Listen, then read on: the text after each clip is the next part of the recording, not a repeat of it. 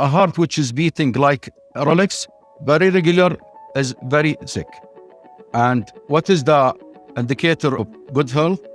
It's like a good account in the bank, the variation. So when you have much variation, you have excellent health. The only indicator which reflects the psychophysiological well-being and our ability to orchestrate with the higher powers and the outside space is heart rate variability. If you improve your heart rate variability, everything will be corrected. This is Solarhealth. I'm Tobias Palin, and this week I'm talking with Professor Abdullah Alabdulgader. He's a cardiologist and the founder and the CEO of the Prince Sultan Cardiac Center in Saudi Arabia, one of the leading heart centers in the Middle East. Every year they treat more than 70,000 patients, and they have a track record which put them at the first place of the Ministry of Health's rankings. And he was also the first in the country to perform robotic heart surgery. Now, to tackle the question why children are born with heart defects, he also established Saudi Arabia's National Registry for Congenital Heart Diseases, and his work is aimed at uncovering the real causes behind these conditions and to find ways to prevent them so fewer children will have to face these difficulties in the future. Now, his research showed that factors like solar storms and shifts in Earth's magnetic field might play a bigger role than we imagine in how the heart develops in the early embryo. Since 2006, he's been leading the yearly King of Organs conferences, bringing together cardiologists and scientists from different fields to look at how the heart connects to human consciousness, intuition, and the electromagnetic environment around us.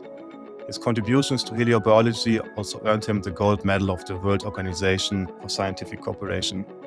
He also carried out some of the longest studies on heart rate variability and how it connects to solar factors. He installed special magnetometers in Saudi Arabia as part of the HeartMath Global Research Network. And behind the science, he is also an ambassador for Heliobiology, bringing these ideas into media and public talks, health articles. And he's really someone who connects the dots between medicine, space physics, and even spirituality.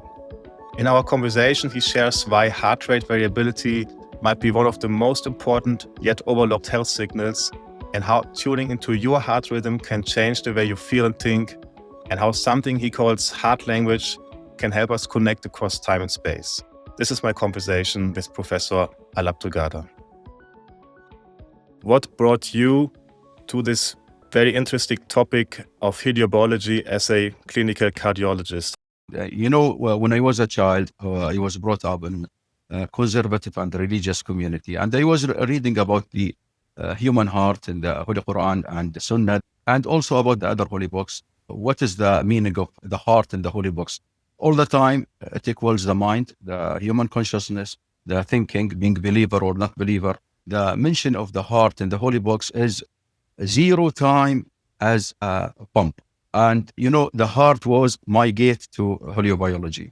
I described congenital anomaly of the human heart in Calgary in Canada, and it was the first description in human history as it was published in the Annals of Diagnostic Pathology. And, when the news came up to the whole world that Saudi doctor is describing a new congenital anomaly, it was like a stimulus to open the door of the ancient question, what is the heart, and how to combine the holy books and the scientific meaning. Actually, there was a big gap. And I think for this reason, I entered heliobiology to connect the heart to space and astrophysics. And I came to know my friends, Roland McCready, Paul Roche, Franz Albert, and all the colleagues that are, forming our international team nowadays. You mentioned about experiences in Canada where you observed these congenital heart diseases or more of them. Can you tell me about that time in Canada? So, I left to Canada to do my postgraduate in clinical electrophysiology, pacing, and implantation of devices. At that time, I was a mature physician, and I was visiting Calgary like it was a 1-month rotation. So I asked my colleagues there to extend my working hours. I asked one of my senior colleagues there, and she was staring her eyes to me and said, until what time you want to be here? Then I told her I want to be here as much as you allowed me. So she allowed me to be there from 4, where we end our duty, until 12 midnight. So I was doing this continuously, and it was like a bank of very precious material and congenital anomalies of the heart. And in between those hearts, I found native Canadian cadaver for a newborn who died at 2 weeks of age. But, it was like a shining in the heart where I was able to combine the congenital heart disease with respiratory congenital disease and also gastrointestinal disease. The combination came to my point, and I was able to fill a ring in the chain of the process of human cardiogenesis. So it was a very strong stimulus, which taught me to think about the nature of the human heart and how it connects to astrophysics and to the higher powers. But let me ask you, in Canada, you observed patient cases. Also in your papers later on, you described that these kind of anomalies are more frequent in countries like Canada, which are towards the northern or southern sides of the Earth. Yes. So you published this here in the Fortune journals, where you did a statistical analysis of the cases for different congenital heart diseases. And you found that in these countries, which are towards the north or towards the south, we can see here the magnetic field strength. So in these countries, people observe more malformations in the heart. Yeah, one of the prominent projects worldwide was the Congenital Heart Diseases Risk Factor Project in Saudi Arabia. I think, to the best of my knowledge, it is the largest bank of risk factors in the whole world. I discovered that the trend of subtypes of congenital heart diseases is changing between countries. Incidence of congenital heart disease as a collection, it's almost stable worldwide. So I can say 1% of the whole world are affected with congenital heart diseases. But there are differences in the subtypes. We have valvular diseases, we have septal diseases, we have single ventricles, we have many types of congenital heart disease. So what you refer to in your question is the incidence of aortic stenosis. When I was in Canada, and I was also in communication with my colleagues in the Scandinavian countries in North Europe and Russia and all the countries around the North Pole, I documented that valvular aortic stenosis is much higher in their countries than our countries. Saudi Arabia, Nigeria, like the equator countries, the strength of the magnetic field is about 25,000 nanotesla. And this number is almost 3 times in the North Pole. It's about 65 nanotesla in Edmonton and the North Pole countries. It was very amazing when I was investigating critically. There was a very strong trend in the disease. This trend is even more significant than what we call statistical significance. So it was a very strong trend.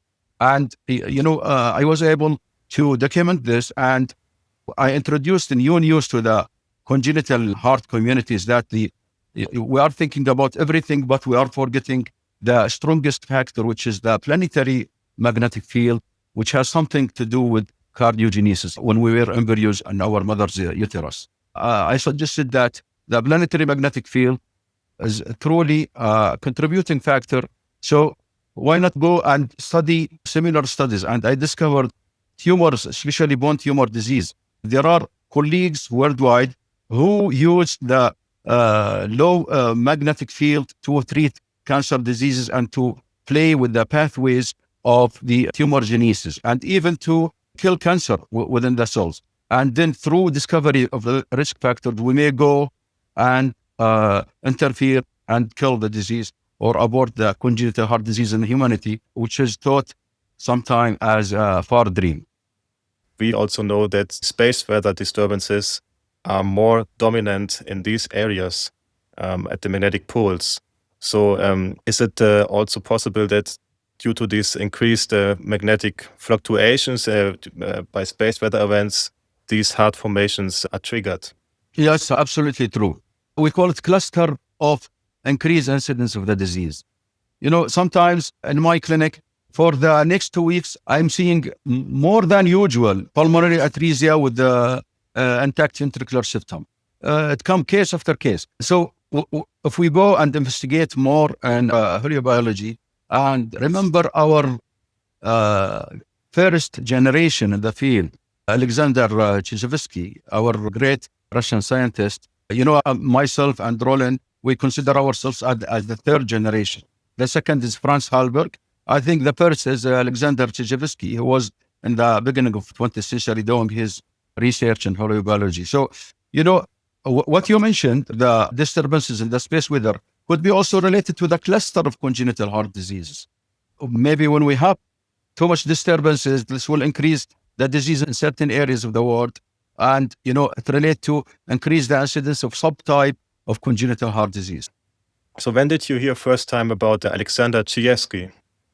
I was investigating and reading about the history of heliobiology and the struggle faced by our ancestors like Alexander Chizevsky and his colleagues, and even Franz Halberg in the beginning of the century. I give heaviness for the name of Alexander Chizevsky because I think he's a true father who drew our attention to this tract. In the golden Islamic period between 7th and 15th centuries, Biruni and Al-Razi, they spoke about the possibility of human disease because of space weather, but the true decoding was done by Alexander Chizevsky. So you mentioned also Franz Halberg. Can you explain me a little bit more about his role? Franz Halberg is a name which should be remembered by all generations. And I think in the beginning of the last century, Albert Einstein traveled from East Europe to United States because of the politics at that time. He was a very prominent name worldwide, one of the most intelligent brains in human history. But I think Franz Halberg is not less, if not even more than Albert Einstein. And I think his language is going to be the next 200 years science to open new doors in heliobiology. Franz Halberg, established, he is actually the founder of chronobiology in the modern science. And he was awarded the gold medal for the WISCO in 2011 in Istanbul, Turkey. And I was there actually. And he was looking at us like a very merciful father. And Franz Halberg in Istanbul, he introduced me in a very strong way. And at that time, I was also nominated for the same gold medal that he won in 2011, which I am wearing now. And I think we are proud to be the next generation of Franz Halberg. So in your heart rate variability studies, you found that the heart is synchronizing with the Schumann resonances and also with solar factors, like space weather factors. There was, like a huge gap in the scientific communities to know or to believe the heart is doing something like mind. And the 20th century is called the brain century. So I think the 21st century must be called the heart century. All the theories in our medical environments worldwide is considering the brain as the generator of the consciousness and human mind. And I think, this is a huge mistake in our scientific communities. And this is the reason why many diseases are a big struggle and we cannot treat it. I think the pathway is wrong. If we start from, many theories which came up discussing human consciousness and referring to the brain, especially non-reductionist theories like David Bohm and Penrose theories, they mention part of the truth, but the complete truth is starting from the human heart. To know how this pump creating the largest electromagnetic field in the human body is communicating with the environment and how it relates to information. And the gate to this is the huge discovery, the heart rate variability. So just to keep it easy for my audience, what is heart rate variability? This is the beat to beat relation and the variation. And when you see ECG, you will see the R waves. If you speak about the normal healthy heart, you will see variations. Those variations between one beat and the other beat are the true carrier of human information. And we have 4 major frequencies, which we investigate more and more. And, the credit for this is going to the HeartMath Institute in the United States, namely to Doc Childrey and Roland McCready and their colleagues who started this earlier than us. I started with the HeartMath Institute 2008, and they started their investigation for the human heart and its emotional operation at 1991. So the heart rate variability is the carrier of human information. And digging more and investigating more, I was very fortunate to join Roland McCready and to establish a project here in Saudi Arabia under my care. And it was actually granted by the later Prince Sultan bin Abdulaziz, listening to him. We did a long-term heart rate variability study, and we synchronized the measurement with the Schumann resonances and the cosmic rays, and we discovered that the heart rate is orchestrating to the higher energetic fields. Before I knew about heart rate variability, I just knew about the pulse and maybe the blood pressure. So, and my imagining was that if your heart is beating very regular, like a clock, at a good pulse, it is perfectly fine. But now you are saying with heart rate variability that actually the heart is not really beating like a clock. It's not regular. God forbid, if your heart is beating like my Rolex, very regular, this is a manifestation of a heart disease. When I go to the intensive care unit and I see in the monitors very regular, I always tell my junior colleagues that this patient is very sick and he may pass away if we don't take care of him within 1 or 2 days. This is a fact. So a heart which is beating like a Rolex, very regular, is very sick. And what is the indicator of good health? It's like a wealth, like a good account in the bank, the variation. So when you have much variation, you have excellent health. I think, a vital signs, when we speak about vital signs, we speak about the heart rate, respiratory rate, blood pressure, and temperature. All are very critical and very important. But I think one very critical measure, which is indicator of the general health and the specific health, it is a reflection of the psychophysiological status of the human being. The only reflector of this is heart rate variability. All those manifestations, the 4 cardinal measures, the heart rate, respiratory rate, blood pressure, and temperature, they are physical manifestations. But the only indicator which reflects the psychophysiological well-being, and even not only the psychophysiological well-being, our ability to orchestrate with the higher powers and the outside space, is heart rate variability. So I am strongly recommending through your program to consider heart rate variability as a cardinal measure between the vital signs, actually at the top of them. So it's really interesting to see by heart rate variability, by changes in the beats of the heart, you can find out other things like the psychological state, the autonomic nervous system, and so on. More interesting even is that you linked these factors to space factors, to electromagnetic things around us. So can you tell me what you exactly did in your studies, how you linked heart rate variability to these environmental factors, and what you found out doing that? In 2010, in King of Organs conference, Roland McCready was my right hand. That I called him my heart brother. And he called me my heart brother. So we are very close to each other. And I think we have intuition together to do more discoveries. So what we did, we studied the heart rate variability, different frequencies, in relation to 3 energetic fields. The first energetic field is about 250 kilometers above us. This is the Schumann resonances, the cavity between the Earth surface and the ionosphere, and then the solar wind indices, solar radio flux, and cosmic rays. What is cosmic rays? Cosmic rays is mainly gamma rays, which is produced or come to us through the massive nuclear explosions in the universe. And those 3 cosmic energetic levels were proven by our group to be orchestrating with the human heart. So you mentioned that the heart rate variability is correlated, so it's responding to 3 things. First, the Schumann resonances, something in our atmosphere, then the solar wind coming from sun towards Earth, and the cosmic rays coming out from our solar system. So it's interesting that the heart can respond to these 3 very different energy impacts.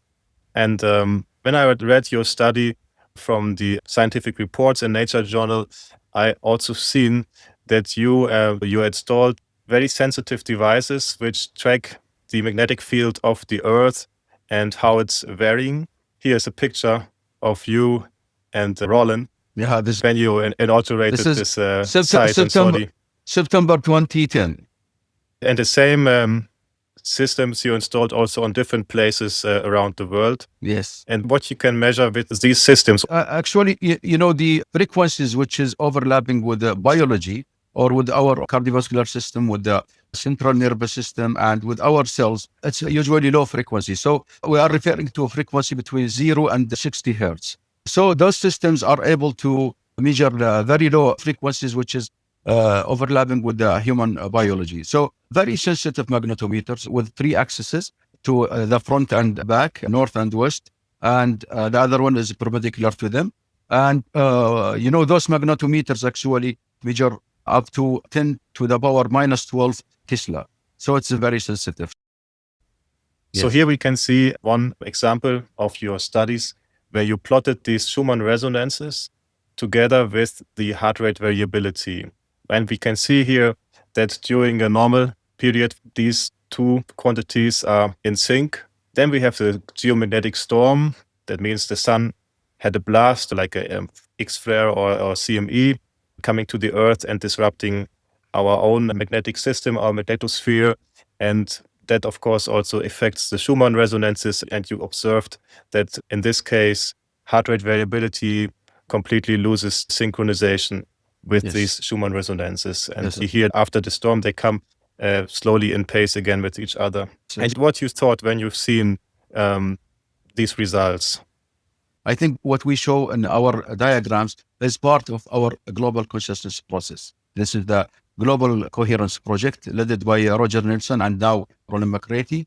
I think we are all, as humans, affecting our energetic fields, and the energetic fields are affecting us. And this is what's creating the term global consciousness. Those fields are affected by international events like wars, like crimes, like diseases, like epidemics. This is a major marker that the whole universe is almost one unit.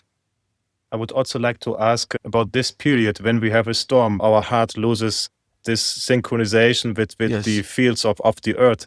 So have you observed something in your clinic during this severe geomagnetic storm? Have you seen people be more affected with heart issues or other changes? Yeah, I just want, there are many correlations, but I just want to stress 2 points. Myocardial ischemia presented by myocardial infarctions, or what we call angina and chest pain, and disturbance of heart rhythm, especially atrial fibrillation.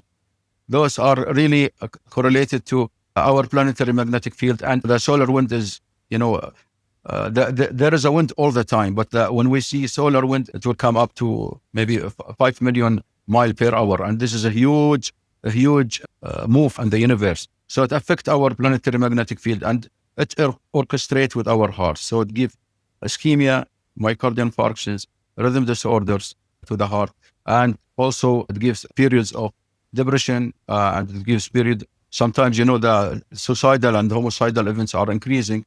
Even the healthy people in the street are going to observe more traffic accidents.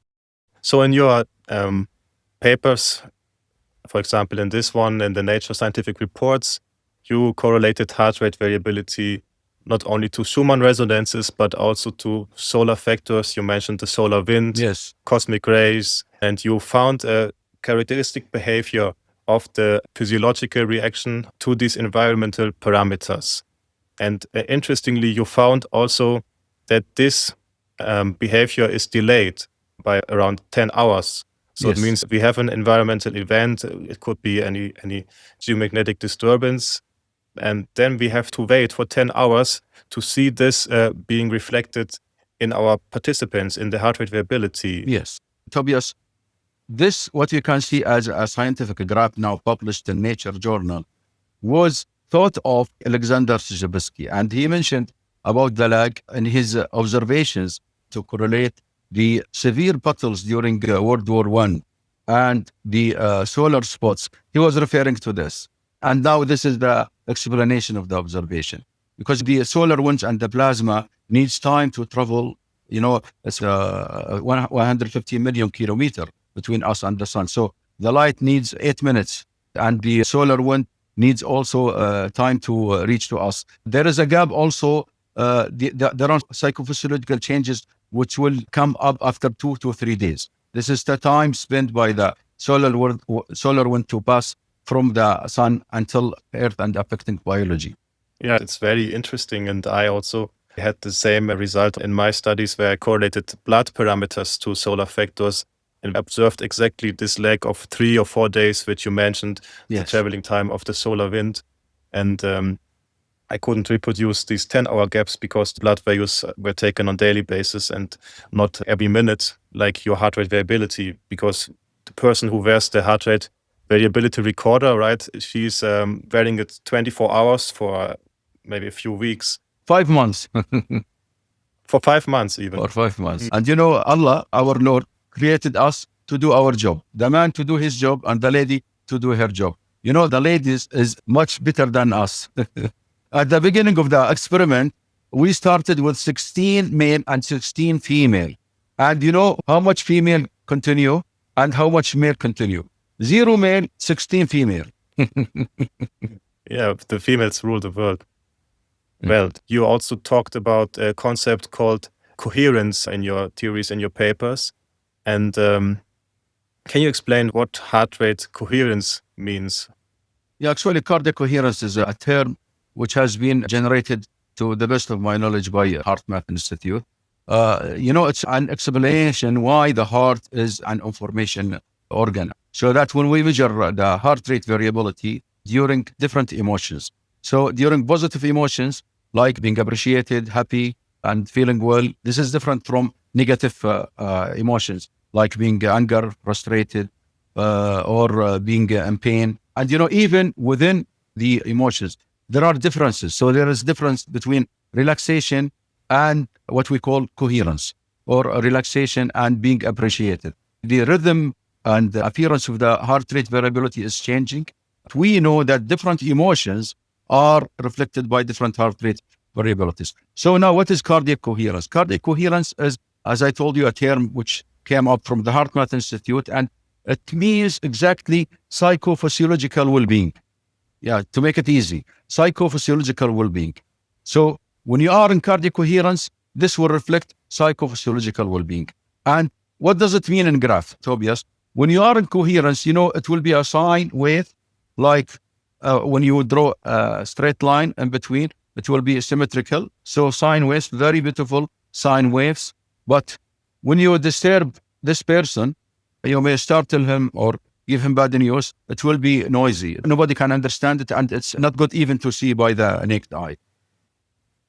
Right, I understood when I downloaded this app from HeartMath Institute, which measures your heart coherence, which you can just use with your camera to measure the coherence through the blood pulse of your finger.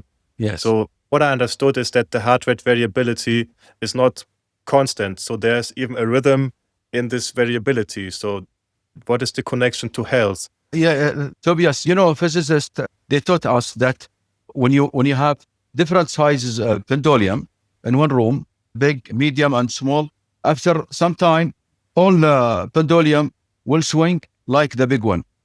So what is the largest electromagnetic field producer in the human body?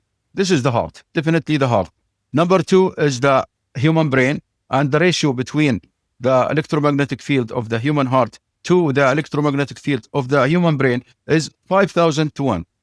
It means massive dominance.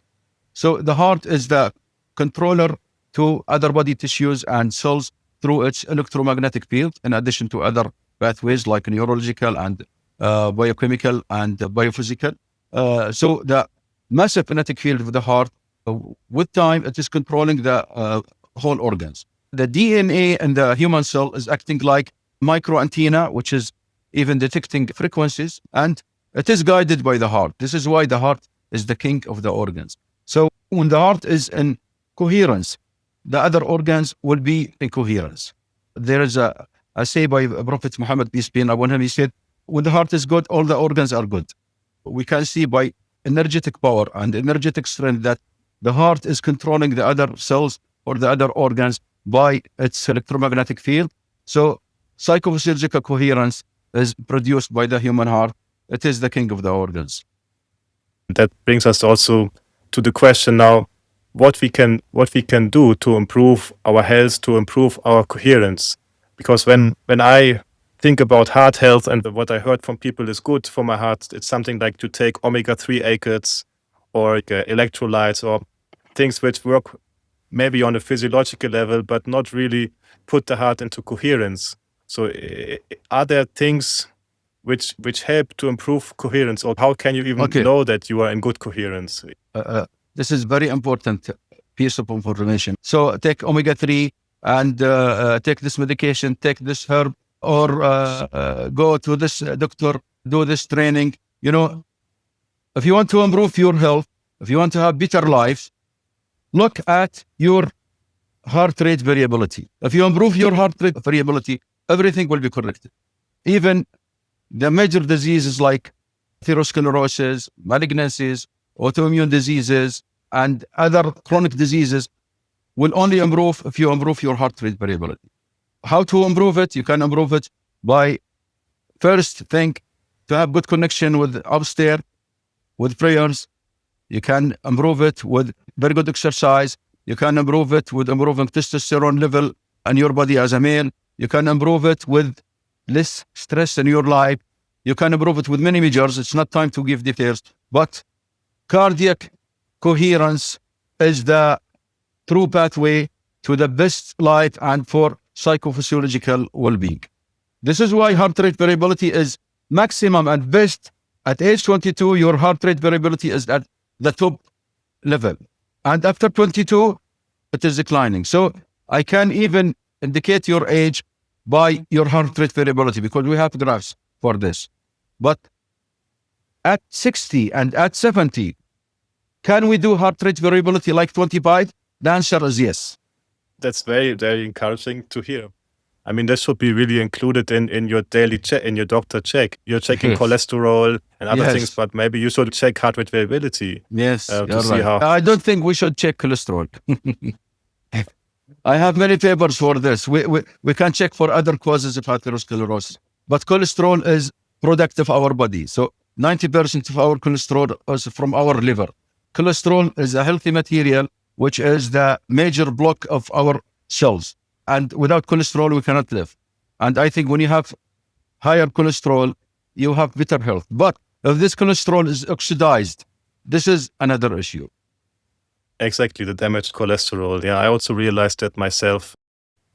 So in your papers, you also described that certain periods of space weather leads to more incidences in heart cases, heart incidents. True. So can that be used somewhere in practice? Because we cannot change the sun. The sun will do what it wants. But Yes. what we can do really to protect us from that, or if somebody is already having a heart issue, how he can use this information to protect himself in these periods.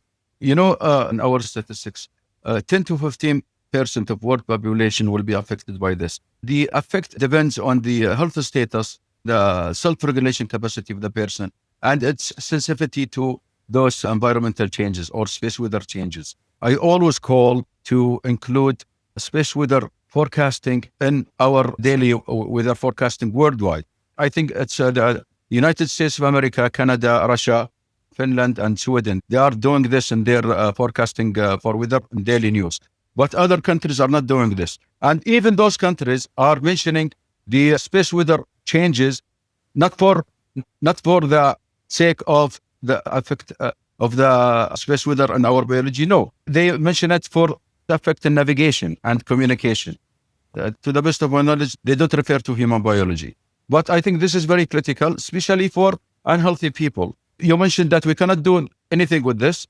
This is Allah power, and we are accepting this. But what we should do, it's like dealing with stress in daily life. I have nothing to do with the war going on nowadays, but I can change my perceptive power and perceptive capabilities. Improve your heart rate variability by other measures during the periods where there are no storms or increase of the activity, and take care of your medications, improve your general health, improve yourself so that your self-regulation capacity is going to change. You are going to be more tolerant to the space weather changes. As I remember, you can also forecast the space weather or the solar behavior at least a few days in advance. So I believe it could be useful if somebody having a heart problem and he Yes. knows there's coming a solar storm tomorrow, that he shouldn't go for a marathon run, for example. So, I Yes. mean, Excellent. it's good to S- have the information. Yeah. And for doctors, for cardiologists, they must include heart rate variability in their evaluation of their patients. So those patients with very poor heart rate variability should be under the care.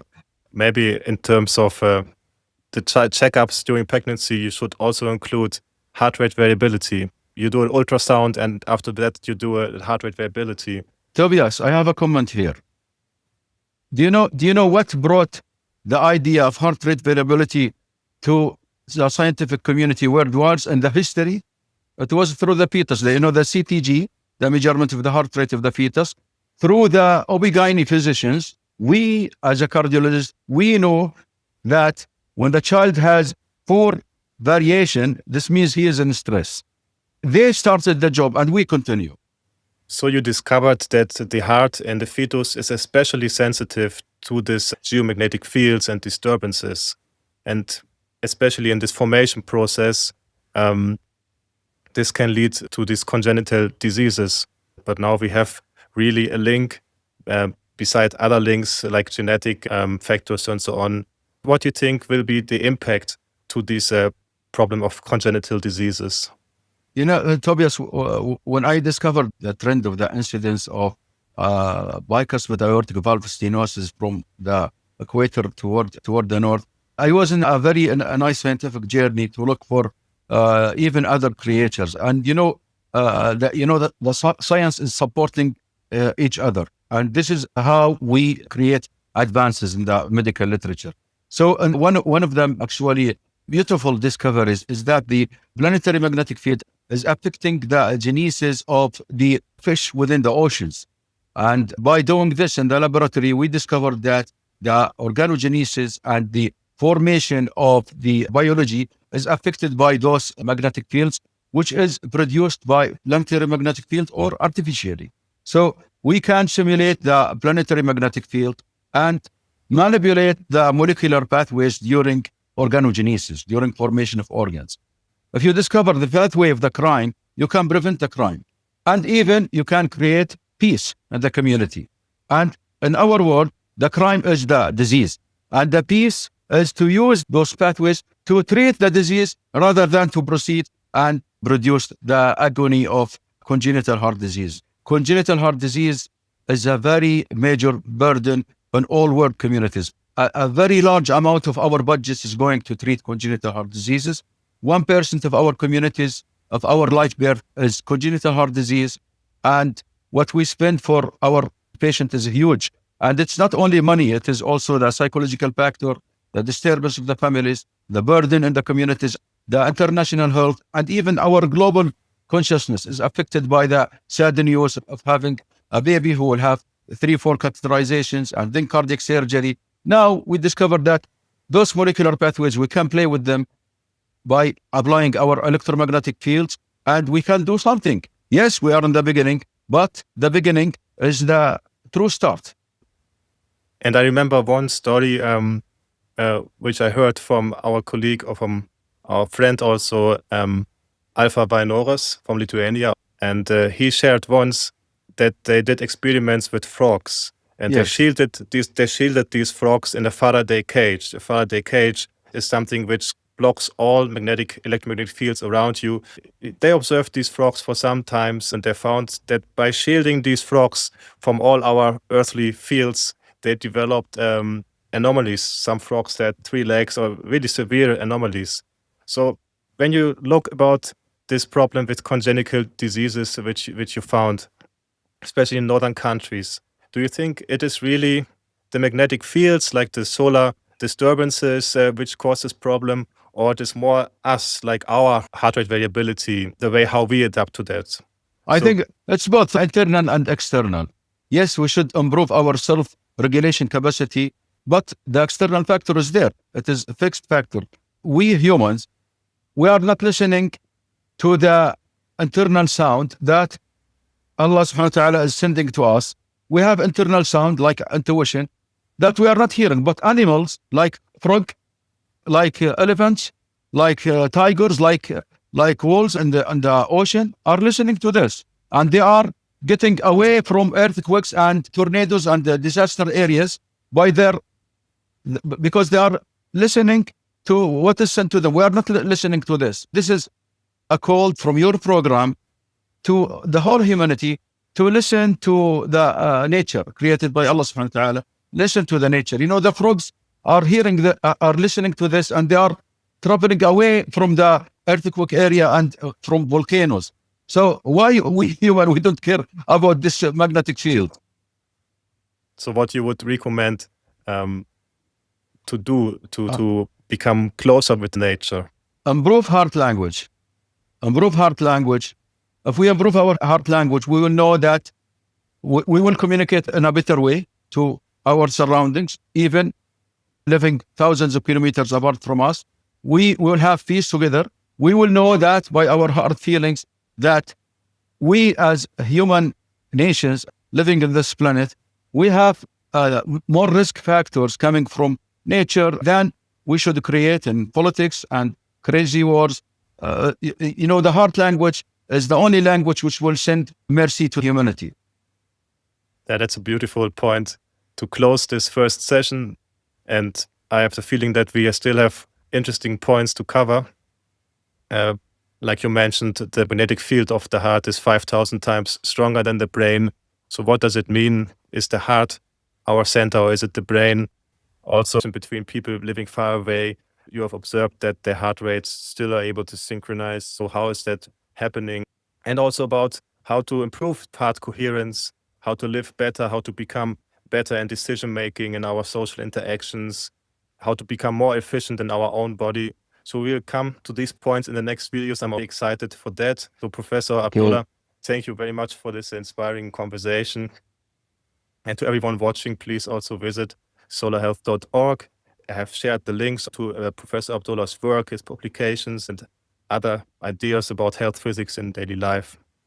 So thank you so much, and see you in the next conversation. Okay, Tobias, thank you very much for the last minutes to be with our international communities to speak about heliobiology, about our research, about biocardiology and its relation to the astrophysics, to our far environments, and finally to speak about the heart language between communities. Thank you very much, and hope to see you in the near future. It was a pleasure. Thank you very much.